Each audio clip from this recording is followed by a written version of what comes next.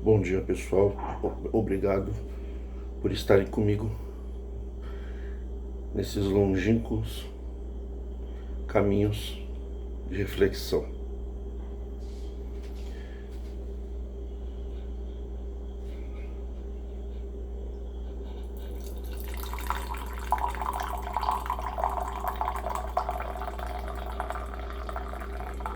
Na realidade, a mulher não é vítima de preconceito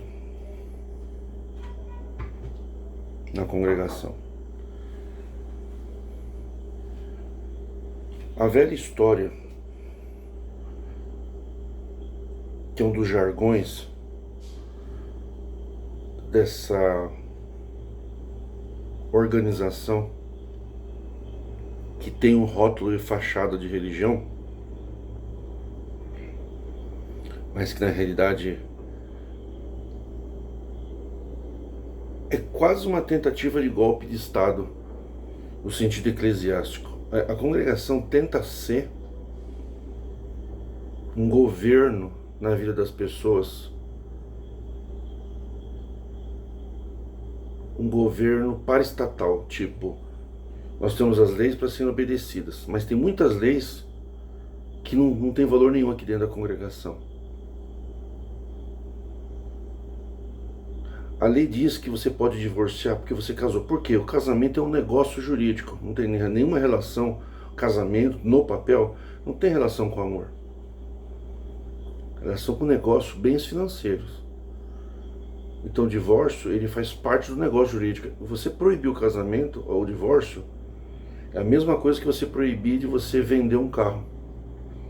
Você comprou um carro, você fez um negócio jurídico.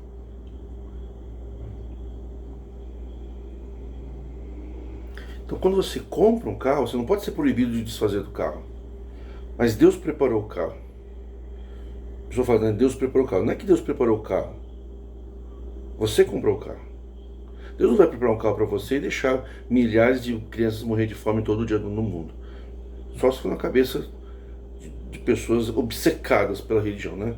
Deus preparou um carro para mim e dane-se as crianças que morrem de fome, que estão com câncer, e não tem um pastor, bispo eclesiástico para ir lá ungir e curar.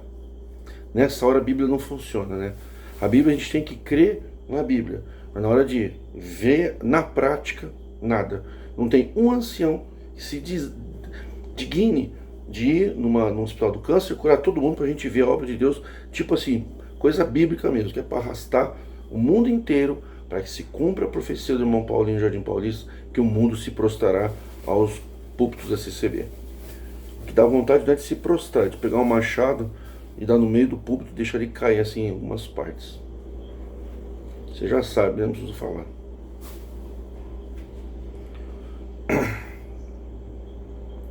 Então, se você comprou um bem, você fez um negócio, você fez um contrato de prestação de serviço e você quer romper aquele contrato, tem uma cláusula de extinção de contrato, tem as cláusulas penais, que são as multas. Você cumpre. O divórcio tem o divórcio, ele é, não é o momento do divórcio, não é uma discussão de culpa, é uma discussão de bens, é divisão de bens e de responsabilidades, filhos, o valor da pensão, pensão recíproca entre o casal, alimentos para os filhos, guarda, como vai ser, divisão dos bens adquiridos na constância do casamento, se for comunhão universal de comunhão parcial de bens, se for com separação total de bens, aí cada um fica com o fruto do seu trabalho. Mesmo assim pode-se fazer acordos que extrapolem o contrato, mas que seja benéfico. Não pode prejudicar, mas pode beneficiar.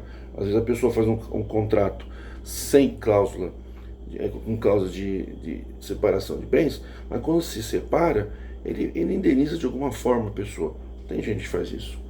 Tem pessoas como eu, por exemplo, que tem a dívida prescrita, mas vai lá e paga. Eu fiquei devendo mais de 20 anos.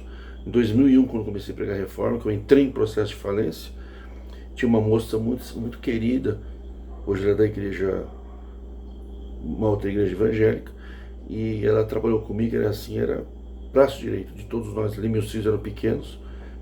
Eu fiquei devendo para ela assim, tipo uns 6 meses de salário que ela trabalhou sem receber para tentar salvar o negócio, mas não deu. É humilhante, fere o orgulho da gente, sabe?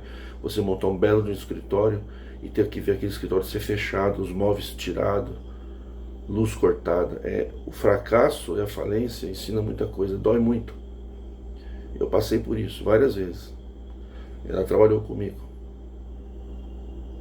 E um dia, depois de 20 anos, ela não me falou nada, só me cumprimentou. Seus filhos estão grandes, que bom te rever pela internet, né? Falou, que bom. Inclusive, falei pra ela, eu estava no Paraná ainda, né? Inclusive, eu estou com uma dívida com você. Falei, não te liguei por isso. Eu já te perdoei aquilo. Ah, você me perdoou, perdoei. Se quiser, te dou por escrito, você não deve nada, já faz 20 anos, esquece aquilo. Falei, tá bom, esqueço. Aí eu fiz os meus cálculos, tenho tudo anotado, e calculei a correção dos juros de poupança e os juros legais. Deu um valor bem maior. Mandei o primeiro pagamento, vou te pagar em 6 vezes. Ela me perdoou. De certa forma, tinha uma prescrição, acredito que, de certa forma, já era mais de 20 anos. Mas eu não aceitei. Fui lá e paguei. E ela estava sendo despejada, não me falou nada. Ela foi lá na igreja dela e agradeceu a Deus. Deus preparou dela receber um dinheiro que já é muito perdido. Eu falei, todo bem que a gente faz nessa vida nunca é perdido. Desculpa. Se você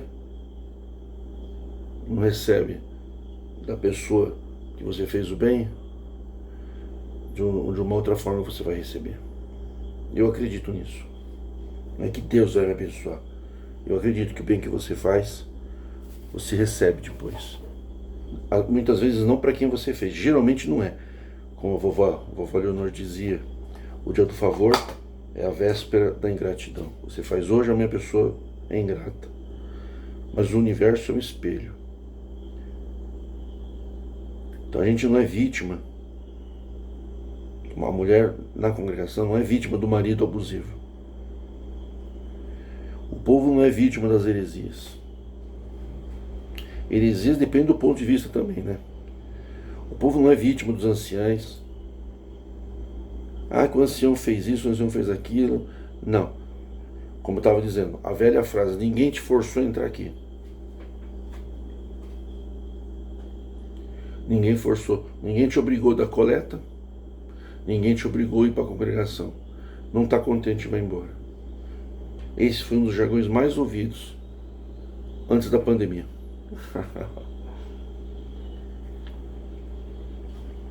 Antes, violão era coisa de seita. Antes, violão era coisa de seita. Hoje vocês juntam os jovens para tocar violão dentro da igreja, para tocar violão no meio da rua, para ir buscar as pessoas que vocês chutaram porta afora, com omissão, com desprezo, com falta de amor. Isso é uma coisa que não tem na congregação, é amor fraternal. Não tem. Você só descobre isso quando você precisa de amor, de apoio, quando você está no fundo do poço, é que você descobre que esse povo não é um povo. Você tem que sofrer muito para entender.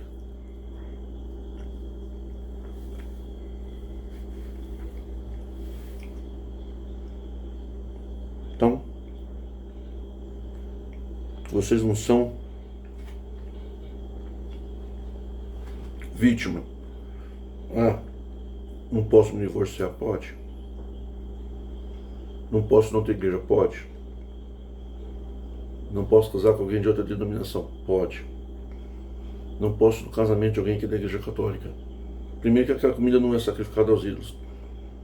Na igreja não tem comida. A comida é feita na casa das pessoas, é para os noivos. Uma homenagem para as pessoas que estão lá. Então não é para ídolo, é em homenagem aos noivos. Então não é sacrificado aos ídolos. Para ser sacrificado aos ídolos tem que entrar um animal vivo dentro do templo religioso, sacrificado, o grito desesperador. Tem que ser um sacrifício de dor e de vida para aquela entidade, como no Velho Testamento, diz que Deus mandava sacrificar animal. Mentira. Ele não é uma prática do Pai de Jesus Cristo, Deus Pai do Senhor Jesus Cristo pedindo para matar animal. Aliás, matar animal hoje seria um crime, né? Seguindo a devida proporção da lei. Oferecer animais silvestres, animais de todas as espécies aí, tipos de aves e tal, para sacrificar, para encher, na minha opinião, aquilo ali, como é tudo a portas fechadas também, né? O povo só podia entrar até um certo ponto, sacerdote só dali para frente, pois o Santo dos Santos é igualzinho a estrutura de certas igrejas. O povo só tem acesso à porta do sacrifício, onde dá a colheita, dali para frente só o sacerdote. E a fumaça do churrasco, né, claro. Era churrasco, mas o churrasco não era para o sacerdote, entendeu? Era para Deus, claro. Ah, mas tu não pode duvidar, posso. Você não pode divorciar, posso. Você não pode adulterar, posso. Ninguém tem nada a ver com o adultério que você praticou. Só você, a tua vida, a tua consciência e as pessoas envolvidas. É um problema? É um problema. Pode ser falta de caráter? Depende. Depende da cultura, depende do teu relacionamento, eu não sei. Tem mulher que perdoa, tem mulher que não perdoa, e vice-versa. Porque a gente não pode pegar os nossos valores e impor na vida dos outros. O que você não pode é crime. Adultério não é crime. Ah, você está mandando adulterar? Não. Eu estou conversando com aqueles que praticaram adultério, caíram no adultério, que eles não cometeram crime e eles têm direito à dignidade humana. E que esse assunto não diz respeito a ninguém, só a ele e as pessoas envolvidas. É isso que eu estou dizendo. Eu não estou falando com os donos da lei, os escribas da CCB. A congregação tem escriba, tem juiz, tem tudo. Tem tudo falso. Psicólogo falso, promotor falso, advogado falso, tem de tudo. Se tiver que optar entre a lei e um tópico da congregação, que tem advogado que fica com o tópico da congregação e rasga a Constituição na cara de Deus e do povo. Em troca do quê? De bens passageiros. E na congregação tudo passa. A glória também passa. Pergunta para um ancião idoso doente. Pergunta para aquele ancião que perdeu o ministério. Quanto dói o desprezo da irmandade quando um homem perde o ministério de ancião? Ele, na realidade, ele não é nada. Ele só descobre isso, que quem era alguma coisa era o que o ministério dele representava. Ele mesmo não era nada. Se ele sai do ministério, ele passa a não ser nada. Porque na congregação ninguém é nada. Existe uma veneração ao homem ancião, revestido de do império do requisito sacerdotal. Mas por quê? Uma bajulação e um culto ao herói. O herói que pode massacrar todos, ele é meu amigo, ele não vai sacanear eu. Esse jogo emocional, eu obedeço, faço o que ele quer, financio o ministério dele, ele não me ataca. Mal sabe vocês estão passando a mão na cabeça de um tigre faminto.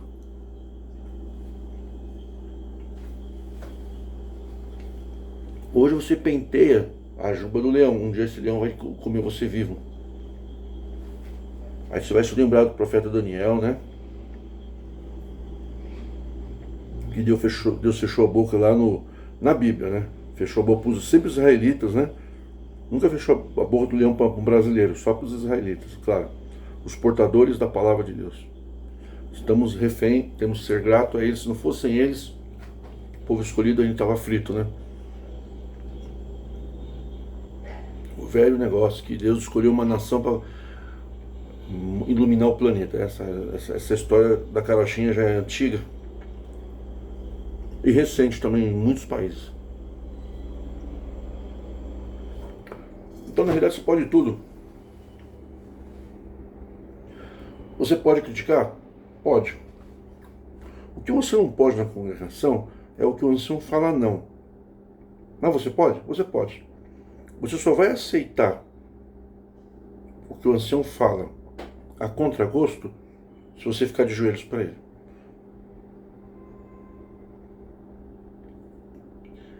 Eu digo para vocês que todo o ministério da congregação, toda a irmandade da congregação está de joelhos para 5 homens dentro dessa igreja. 5 homens, 5 ou 6. E fora os empresários que atuam pelo lado de fora que vocês não conhecem. Os bastidores da congregação não é o Braz. São pequenos encontros empresariais. A congregação não é como vocês pensam, os bastidores do Braz. A gente fala isso, eu falei muito isso. Até escrevi um livro, Os Bastidores do Braz, uma vez. Cartilha do Braz. Que não sei a cartilha, né? Em 2003 eu escrevi.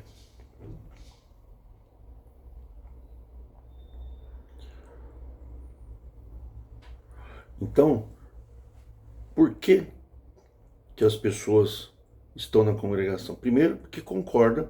Ah, mas eu não concordo. Então, quem concorda, concorda com aquilo que é fora da lei. Tem um monte de ensinamentos que vai contra a lei. Mas ninguém obrigou ele a fazer isso. Ninguém obrigou você a ir na congregação. Essa é a grande verdade. Você escolheu. Ah, mas eu estou viciado, eu fui induzido. Sim, mas se você sabe que tem alguma coisa errada e você está lá financiando, é porque você concorda. Você é cúmplice. E aqueles e os que não concordam e que não saem da congregação são cúmplices. Você está junto. Se você está no meio de uma gangue que mata pessoas e você anda com aquela gangue, você é cúmplice, partícipe dos homicídios da gangue. Mas eu não matei, né? Você andava junto. O problema de Pedro, você andava junto com Jesus, né? Não. Por quê? Ele tem uma responsabilização. Quem anda com bandido, ele tem um problema.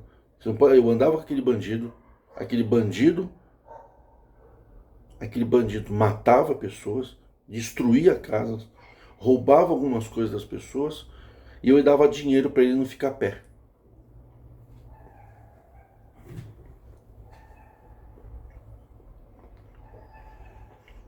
Olha, o ancião, ele destrói reputações, baseado em punições, julgamento sancionatório, que é sanção, punição, sancionatório, baseado no ato de uma pessoa que pratica um ato juridicamente perfeito e legal, correto. Por quê?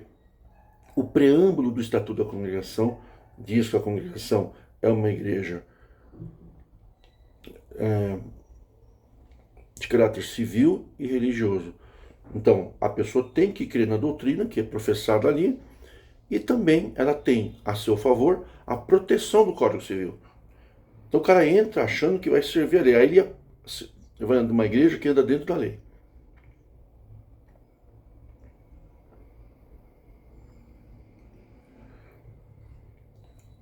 Aí quando ele entra, quando ele começa a exercer os seus direitos que a lei protege, a igreja vai lá e pune o cara. Então é um charlatanismo. Não, charlatanismo é outra coisa. Charlatanismo é dizer que se você der dinheiro, você tem um azeite que vai curar, e o azeite é falso. Isso é charlatão. É outro assunto, para outro dia. No meu caso, vocês. A congregação chama vocês, ele cura, né? Eu fiquei fascinado que ninguém da congregação teve problemas com Covid, né? Foi bem legal, bem bacana. Mas, se você exerce um direito constitucional de ninguém mexer com a tua intimidade, com a tua vida sexual, se você vai ter sexo antes ou depois do casamento, durante o casamento, fora, dentro, se você prefere ter uma relação sexual, uma estabilidade sexual antes de casar, para dar tempo de você montar a sua vida, conhecer melhor teu parceiro, direito a ser publicamente homossexual sem sofrer homofobia, que é crime de racismo agora. Não adianta ela falar que a congregação respeita o homofóbico, respeita o homossexual, homem e mulher, e se ele for, não pode ter ministério. Se alguém, né, se houver um casamento, eles não oram, não abençoam, né, como se fosse necessário. Então assim, eles dão aquela frase que a gente não sabe se existiu, tudo é lícito, mas nem tudo me convém. Então, para Paulo era lícito casar, mas não convinha casar. E eu pergunto, por acaso um ancião pode pregar Paulo? Se Paulo era contra o casamento, ele falou, eu vos mando, né, quem fala sou eu, não Deus, eu que estou falando. Ele fala a palavra dele. Bom é que não case. Olha, se é bom que não case e ele é solteiro, por que pregava? Mas para pregar tem que ser casado. Como se a mulher fosse um adorno, né? Por que tem que casar? Por causa da prostituição. Então a mulher tem que ser um objeto sexual e um adorno, o homem não ficar transando na igreja. Tem uma mulher para fazer sexo em casa, entendeu? Esse é o fundamento. Tem sentido isso? E como é que esse ministério está de pé? Porque tem os financiadores. Então esses anciãos estão praticando alguns crimes, ao meu ver, é um crime genérico, abstrato, mas que afeta a vida das pessoas. Quando você corta a liberdade de um moço que teve relação sexual antes de casar, você, teoricamente, praticou um crime de constrangimento ilegal. Quando você persegue uma mulher que usa calça comprida, e ela é uma mulher modesta e decente, você está praticando um crime de violência contra a mulher. Quando você proíbe cargos da igreja em função da pessoa, na lei não existe homem e mulher, existe pessoa, só em leis especiais que existe homem e mulher. Então você está proibindo ela se vestir como ela quer, se maquiar, usar joias, dizendo que pode, mas ela será perseguida. Então a mulher está diante de o quê? De uma tortura e uma violência psicológica. Mas na Bíblia tá, então, mas na Bíblia era questão de lei. A mulher esteja calada como diz a lei. Era fatos de lei mosaica e leis daquela cidade, daquela região, leis religiosas. Quem proibiu a mulher de falar foi Moisés. Mas Jesus nunca proibiu mulher de pregar. A mulher de Samaria, no tanque, conversou com Jesus, ela saiu pregando para Samaria, né? E o pessoal veio ouvir Jesus e converteu tudo. Então a mulher de Samaria é uma pregadora. Quem foi a primeira pessoa a anunciar Jesus? Foi um homem ou uma mulher? Foi uma mulher. Foi a primeira pessoa que Jesus apareceu, foi uma mulher. E de contar que me viu, tal, tal, tal. Então, a primeira pessoa que pregou a ressurreição foi uma mulher. Ela era uma apóstola. Porque ela viu Jesus e ela viu a ressurreição de Jesus. Ela foi a primeira. Mas você descartar, apóstolo é só homem. Mas tem um monte de mulheres que eram para ser chamadas de apóstolas. Mas vocês não aceitam. Porque naquela época tinha a lei. Hoje a lei é igualdade entre pessoas. Hoje, que prevalece a dignidade humana, não é a religião da pessoa. Vocês não aceitam. Vocês sabem que é errado, o nepotismo. O nepotismo é uma fraude, é um abuso da fé. Que você impõe na pessoa acreditar e falar amém, uma coisa que eles falam foi o Espírito Santo e não foi. Não foi porque está no tópico que é para não indicar parente. É o que mais vocês fazem. Vocês falam que não vão indicar parente, colocam no tópico. Desobedecem, colocam os parentes, fala que é o Espírito Santo, e se alguém duvidar do que aquele cara prega, vai para o inferno. Isso é certo? Isso é honesto? Não. Então por que você está na congregação? Alguém te obrigou? Não. É porque você é pior que o ministério. Entendeu? Falta-lhe algumas virtudes. Dizer que você vai entrar no céu, no paraíso, cantando hinos de glória e vendo todo mundo ir para os quilos dos infernos. Você está louco. Procura um psiquiatra. Isso não é normal.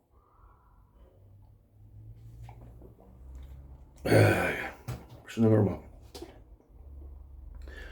Se você está numa gangue eclesiástica e essa gangue pratica crimes, mas para fazer isso, ela precisa de dinheiro. E você quem banca, você é financiador do crime. Você responde criminalmente. Na acepção eclesiástica, todo esse cenário que eu estou falando, mas tem também no cenário civil, penal e constitucional. O que eu estou falando é verdade. Falo porque sou profissional qualificado para falar isso. Eu sou um profissional qualificado para falar isso. Eu sou um cientista jurídico. Eu posso falar. Tanto é que a formação não é curso de direito, é ciências jurídicas. Por isso que eu falo, estudem, e que se puder estudar direito, muitos se formaram em direito aqui, eu vi nesse canal, muitos. Semana passada, o retrasado, um queridaço aí se formou, passou no AB, mandou um agradecimento para mim. Eu falei, eu quero estar, se eu puder, quando você for prestar o compromisso diante da ordem. Você que está me ouvindo que é jovem, vai estudar, não casa para ter sexo. Você, mulher, não casa para morar de favor na sogra, no sogro. Não construa em casa de sogro, de parente, porque depois pode dar um divórcio quem a outra parte que ajudou fica sem nada. Porque o acessório segue o principal. Vocês fazem um terreno, fica lá. Dificilmente você recebe, muito difícil. Então se você... eu não fiz nada. Eu nem sou amigo do ancião, então você não é amigo do ancião, mas você pagou para ele, né? Ah, o ancião foi nos Estados Unidos, ganharam, gastaram todo aquele dinheiro. Então, por que eles foram? Porque você pagou. Você sujou as tuas mãos, dando coleta, dando dinheiro para isso, e disse que era para Deus. Você teve coragem de usar o nome de Deus para os teus crimes eclesiásticos. Eu não dei porção, eu dei para Deus. Mas você sabe que o dinheiro que você está dando para Deus, quem vai pegar o dinheiro é o ancião. Ah, então como é que eu faço para dar o dinheiro na mão de Deus diretamente? Quem ao pobre empresta, empresta a Deus. Vá no Mais Médicos. Vai no Mais Médicos, pelo menos esse eu posso indicar, mas tem outros. Tem outros. Eu falo Mais Médicos por quê? Porque eles atuam internacionalmente. Quer ajudar no ministério cristão? Ministério Portas Abertas. E outros mais, vocês podem comentar aí. E são estabelecidos, são reconhecidos. Quer ajudar o Evangelho a propagar? Ministério Portas Abertas. Quer ajudar o Mais Médicos? Ou contribua com a delegacia de polícia mais próxima da tua cidade. Contribua com produtos de limpeza. Ah, eu sei que o Estado faz, mas você pode contribuir. Não dá o teu dinheiro para o pobre, para o diácono, terceirizar a caridade. Se você souber de alguém que está precisando de alguma coisa, vai lá e faz. Mas não dá dinheiro na igreja, por quê? Porque esse dinheiro não vai todo para o pobre. Porque eles fazem questão de manter o cara pobre.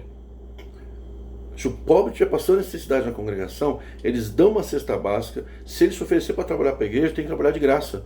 Então eles querem o cara pobre, querem o cara sofrendo, pega serviço de graça. Para quê? Para ter pobre, porque tendo pobre pode pedir coleta. Entendeu? Se acabasse com a pobreza na congregação, fechava a igreja. Porque o pobre é quase uma necessidade. Ah, Jesus falou, os pobres sempre tereis. Será? Ter pobre é uma coisa. Ter mão escrava, mão de graça, mão de obra de graça de quem está desempregado é outra. Se você concorda com tudo isso, você já tem o seu destino certo.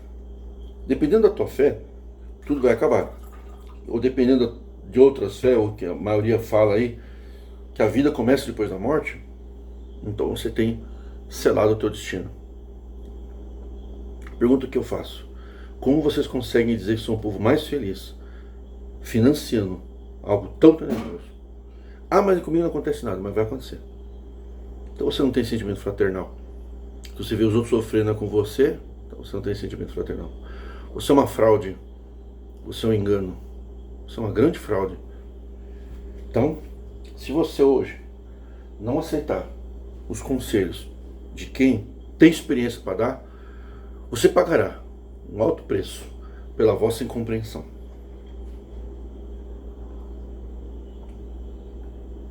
Amém ou não amém?